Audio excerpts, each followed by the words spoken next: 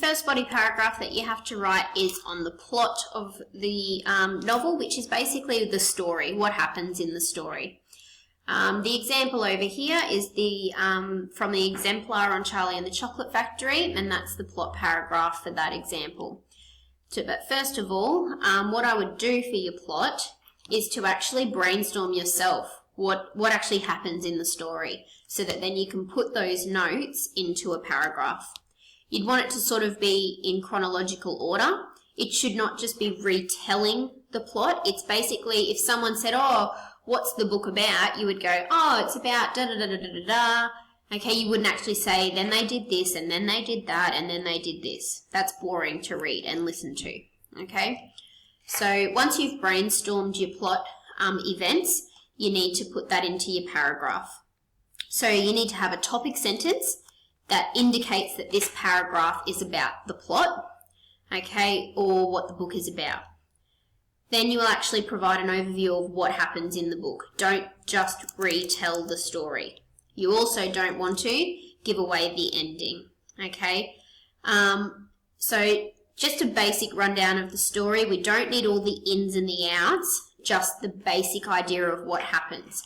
It might sound like what a movie trailer might sound like. When it indicates what the story is about, it's just like a little teaser for your audience. You also need to embed lots of adjectives throughout that clearly show what your opinion was, so that your thesis is being clearly linked to throughout. So remember this one here about it being well worth the read. You need to keep that opinion going no matter what you're talking about, what paragraph. Don't forget about that conversational language and that engaging language. It's a little bit less formal than an essay would be. You can use second person and include the audience. And remember, people are reading this for leisure, so it needs to be an engaging read. You might also want to look up some different book reviews to see the type of language that they use. And we actually looked at a book review, this one here, right at the start of the term. So as a good example of talking about the plot but not giving away the ending, this first paragraph here is good. John Steinbeck's Of Mice and Men is a touching tale of the friendship between two men, set against the backdrop of the United States during the Depression of the 1930s. So it tells you what the story is about. A tale of friendship, and it tells us where we are. Subtle in its characterization, the book addresses the real hopes and dreams of working-class America. Steinbeck's short novel raises the lives of the poor and dispossessed to a higher symbolic level. Its powerful ending is climactic and shocking to the extreme. So nothing is mentioned there about what actually happens in the end. And we haven't had the ins and outs of George and Lenny and they can't get work and then they get work and then this happens and then that happens. It's just an overview of the book. Would you be interested in something like that? Okay.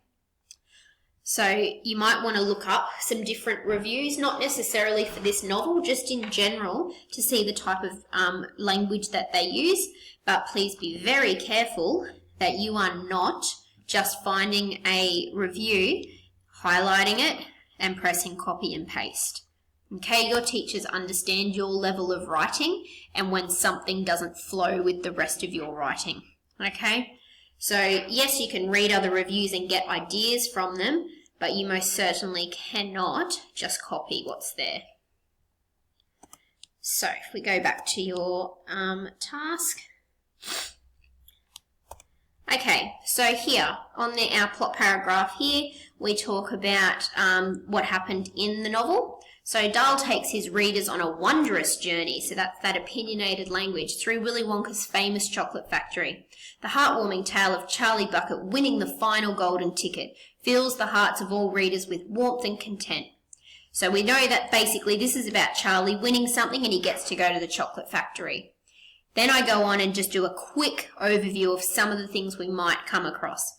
Dahl has ingeniously created a fun, entertaining and crazy tale of the journey the lucky winners of the golden tickets take through Wonka's famous factory. Again, just an overview. I haven't actually said specific things. Now I mention a few specifics, but not to enough depth that I'm giving away any of the story. From chocolate rivers to golden geese to fizzy drink that makes you fly, there isn't a product that Wonka hasn't invented. But what is the purpose to this out-of-character tour of the factory when no one has set foot in it before? Dahl is to be commended for his superb creation of a fictional world that seems almost real to us all. So that's my link back to thesis there, that last statement. Dahl is to be commended. That's basically saying it's definitely worthwhile the read. Okay, and I'm saying he's done an excellent job of creating this fictional world that we get taken on. So it doesn't need to be long, 80 to 100 words.